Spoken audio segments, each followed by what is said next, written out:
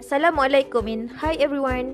My name is Nur Alia binti Iskandar and today I'm going to explain to you about one sample t-test.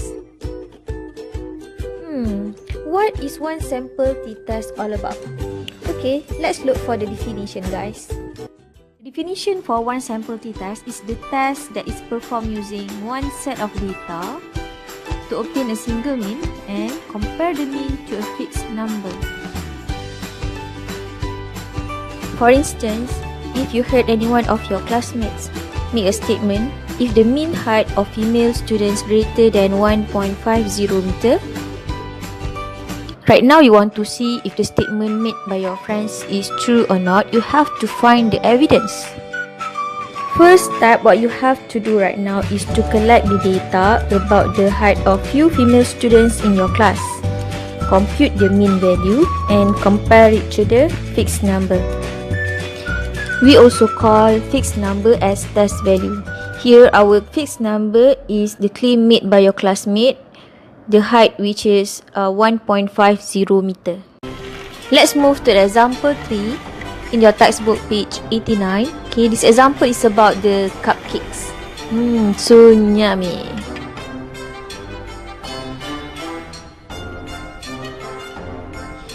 This is Miss Zarina. She is the owner of a bakery shop. You may refer example in your textbook. The situation is Miss Zarina runs a bakery and her cupcakes are a favorite among her young customers. However, during the past few weeks, some customers are complaining that her cupcakes seems to be smaller than usual.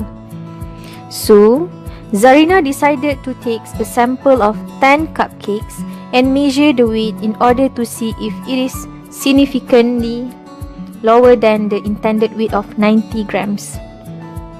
Our objective right now is to investigate whether is it true that the complaint received from the customer said the cupcakes from Zarina Bakery is smaller than usual, which is 90 grams. To find the evidence, you have to apply 5 systematic steps. The first one is state the hypothesis. Second, identify the level of significance. Third, use SPSS to get the p-value.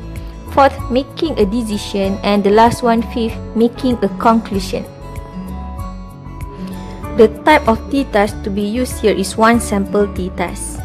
This is because we are using a random sample of 10 cupcakes to obtain the sample mean, which is the average weight of the cupcakes, and the mean will be compared with the test value of 90 grams. Step 1. State the hypothesis. In order to state the hypothesis, we need to identify whether it is a one-tail or two-tail test.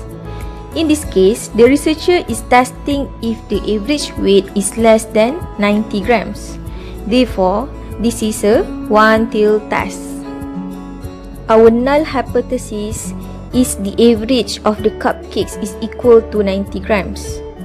Whereas the alternative hypothesis claiming by Miss Zarina customers is when the average of the cupcakes is less than 90 grams.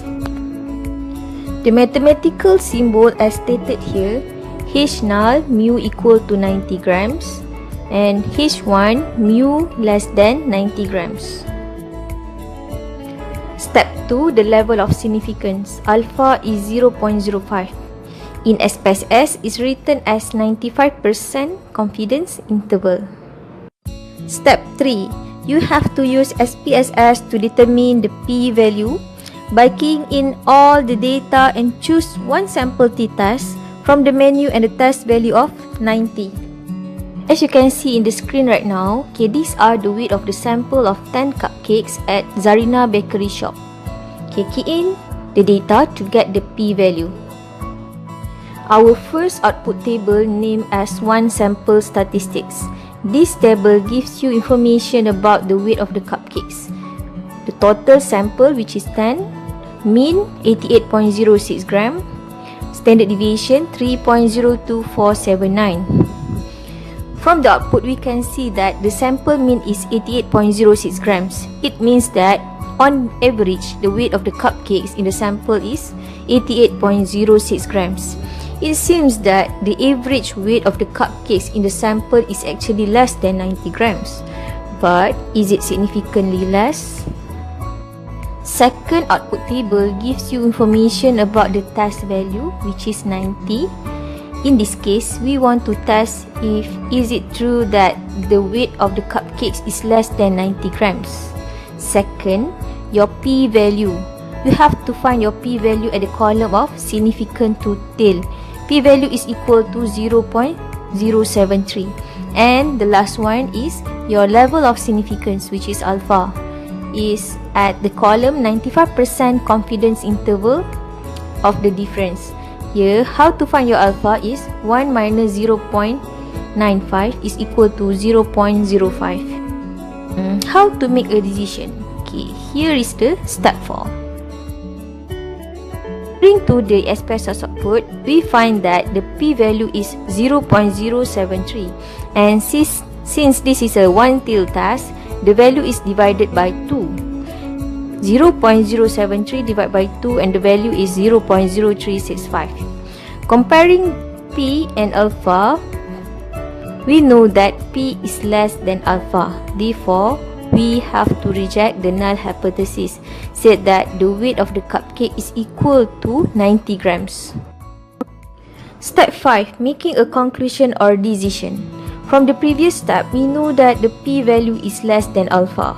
We have to reject the null hypothesis.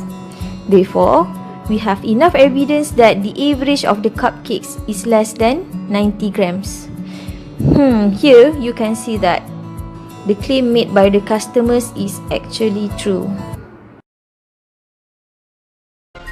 I hope this video helped you to understand what is one sample t-test. And till we meet again guys, Assalamualaikum. Bye.